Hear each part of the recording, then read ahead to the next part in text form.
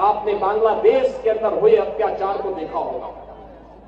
कांग्रेस मौन, समाजवादी पार्टी मौन, टीएमसी मौन, आरजेडी मौन, अन्य दल मौन।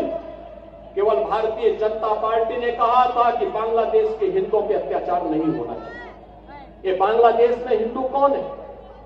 बहन और भाइयों, ये सभी दलित हिंदू है, दमित हिंदू है।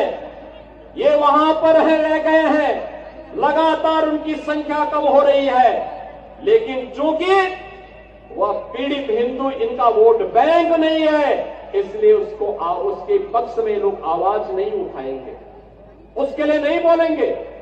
आप पिछले एक सप्ताह से देख रहे होंगे, पिछले एक सप्ताह से आप पश्चिमी बंगाल के अंदर का नजारा देख रहे होंगे।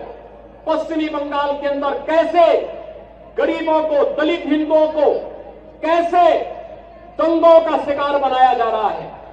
समाजवादी पार्टी मौन है, कांग्रेस मौन है, और ममता दीदी को ये दंगाई शांति दूत दिखाई दे रहे हैं। बहन और भाइयों, ये शांति दूत नहीं, ये दंगाई हैं, और दंगाइयों का जवाब तो केवल डंडा हो सकता है। उनके लिए अपील काम नहीं करेगी, और उन दंगाइयों से सख्ती से निपटने का काम वहां पे किए जाने की आवश्यकता है, सख्ती से करने की आवश्यकता है। बहन और भाइयों, मैं आज आपसे यही कहने के लिए आया हूं आगरा में कि बाबा साहब का मिशन हर दलित, हर वंचित, हर गरीब को न्याय देने का रहा है। अन्याय चाहे वह बांग्लादेश के अंदर हो या पाकिस्तान के अंदर, या फिर किसी अन्य किसी भी स्थान पर, उसके खिलाफ आवाज उठनी चाहिए, अन्याय के खिलाफ आवाज उठनी चाहिए। ये बाबा साहब की प्रेरणा रही है। संगठित होकर के आवाज उठनी चाहिए, ये बाबा साहब की प्रेरणा रही है।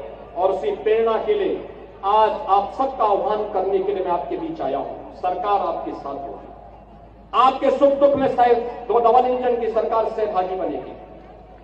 सरकार आपके हितों के लिए संगठित करने के लिए पूरी प्रतिबद्धता के साथ कार्य कर रही है, आगे भी कार्य करेगी। बाबा साहब के सपनों को साकार करने का कार्य प्रधानमंत्री मोदी जी के नेतृत्व में ये डबल इंजन की सरकार पूरी मजबूती के साथ खड़ी होकर के करेगी। और उसी को ध्यान में रख करके आज मैं कहना चाहता हूं, जो लोग कह रहे हैं कि उनके लिए, कुछ लोग कह रहे हैं कि उनके लिए संविधान से बढ़कर के शरीयत है, तो मैं भी उनसे कहना चाहता हूं कि भारत तो बाबा साहब के द्वारा बनाए गए संविधान से चलेगा। जहां शरीयत का कानून लागू होता है, उनको वहां जाना चाहिए। भारत के अंदर भारत की व्यवस्था बाबा साहब के द्वारा बनाए गए संविधान से ही आगे बढ़ेगी, और यह हम सबको दृढ़ भाव के साथ कार्य करना होगा। ऐसा नहीं कि बाबा साहब को लालच न दिया गया हो।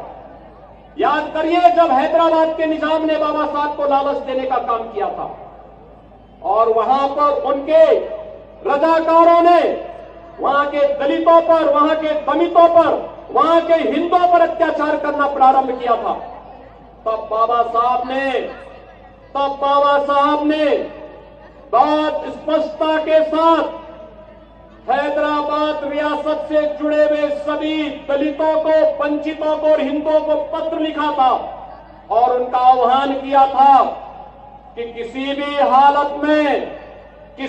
हालत में निजाम के दबाव में आने की आवश्यकता नहीं। धर्मांतरण मत करना, इस्लाम मत स्वीकार करना, आवश्यकता पड़ती तो छोड़ करके महाराष्ट्र की तरफ आ जाइए, लेकिन इनके दबाव में काम मत करना। और बहन और भाइयों, अंततः निजाम को भारत छोड़ करके भागना पड़ा। आज हैदराबाद रियासत भारत का हिस्सा बनी हुई है। बहन और भाइयों, ऐसे ही जूनागढ़ का नवाब भी करता था। आज जूनागढ़ के नवाब को भी भारत छोड़ करके भागना पड़ा था।